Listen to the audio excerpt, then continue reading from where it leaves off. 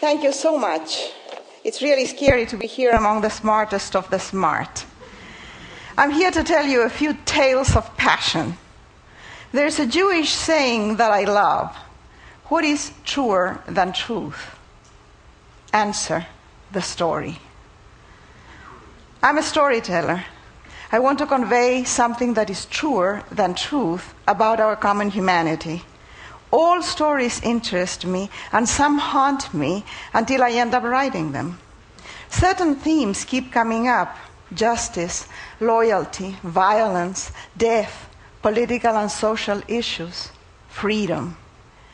I'm aware of the mystery around us, so I write about coincidences, premonitions, emotions, dreams, the power of nature, magic. In the last 20 years, I have published a few books, but I have lived in anonymity until February of 2006, when I carried the Olympic flag in the Winter Olympics in Italy. That made me a celebrity. Now people recognize me in Macy's, and my grandchildren think that I'm cool. Allow me to tell you about my 4 minutes of fame. One of the organizers of the Olympic ceremony, of the opening ceremony, called me and said that I had been selected to be one of the flag bearers. I replied that surely this was a case of mistaken identity, because I'm as far as you can get from being an athlete. Actually, I wasn't even sure that I could go around the stadium without a walker. I was told that this was no laughing matter.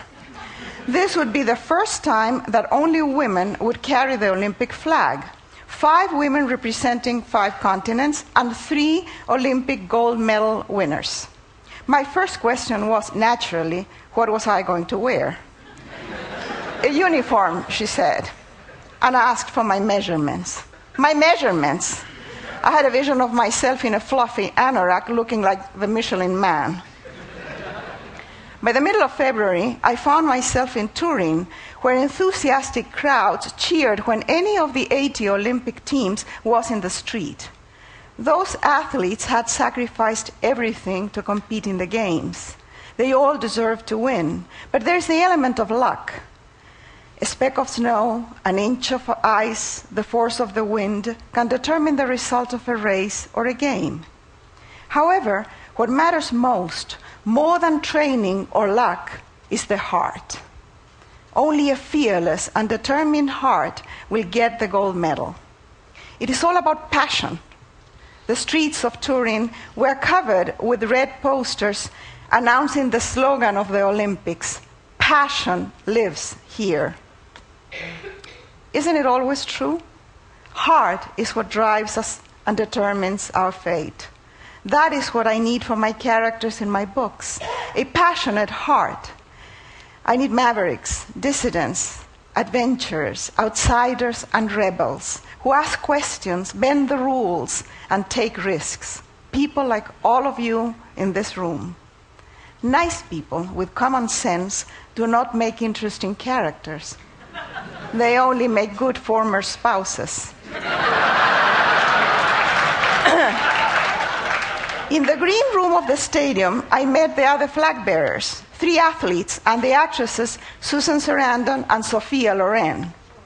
Also 2 women with passionate hearts, Wangari Maathai, the Nobel Prize winner from Kenya, who has planted 30 million trees, and by doing so she has changed the soil, the weather, and in some places in Africa, and of course, the economic conditions in many villages. And Somali Mam, a Cambodian activist who fights passionately against child prostitution. When she was 14 years old, her grandfather sold her to a brothel.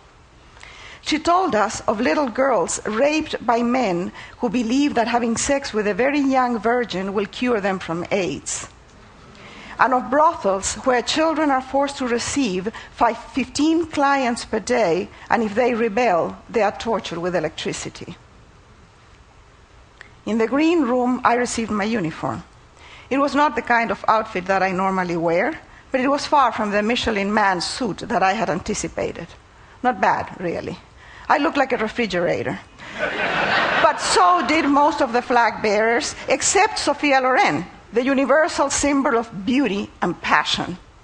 Sophia is over 70, and she looks great. She's sexy, slim, and tall with a deep tan. Now, how can you have a deep tan and have no wrinkles? I don't know. When asked in a TV interview how could she look so good, she replied, posture.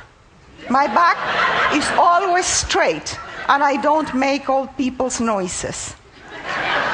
So there you have some free advice from one of the most beautiful women on earth. No grunting, no coughing, no wheezing, no talking to yourselves, no farting. Well, she didn't say that exactly. At some point around midnight, we were summoned to the wings of the stadium, and the loudspeakers announced the Olympic flag, and the music started. By the way, the same music that starts here, the Aida March. Sophia Loren was right in front of me. She's a foot taller than I am, not counting the poofy hair. She walked elegantly, like a giraffe on the African savannah, holding the flag on her shoulder. I jogged behind, on my tiptoes, holding the flag on my extended arm, so that my head was actually under the damn flag. All the cameras were, of course, on Sophia. That was fortunate for me, because in most press photos, I appear too, although often between Sophia's legs. A place where most men would love to be. The best 4 minutes of my entire life were those in the Olympic Stadium. My husband is offended when I say this, although I have explained to him that what we do in private usually takes less than 4 minutes, so he shouldn't take it personally. I have all the press clippings of those 4 magnificent minutes because I don't want to forget them when old age destroys my brain cells. I want to carry in my heart forever the key word of the Olympics: passion.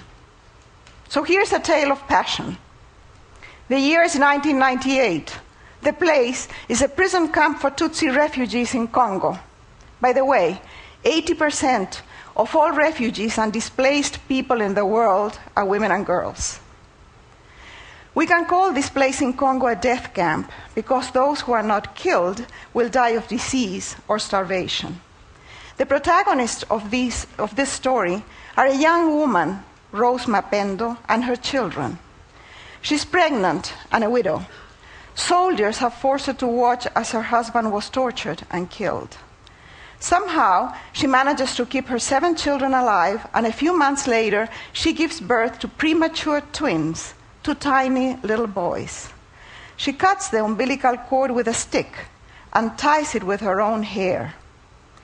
She names the twins after the camp's commanders to gain their favor and feeds them with black tea because her milk cannot sustain them.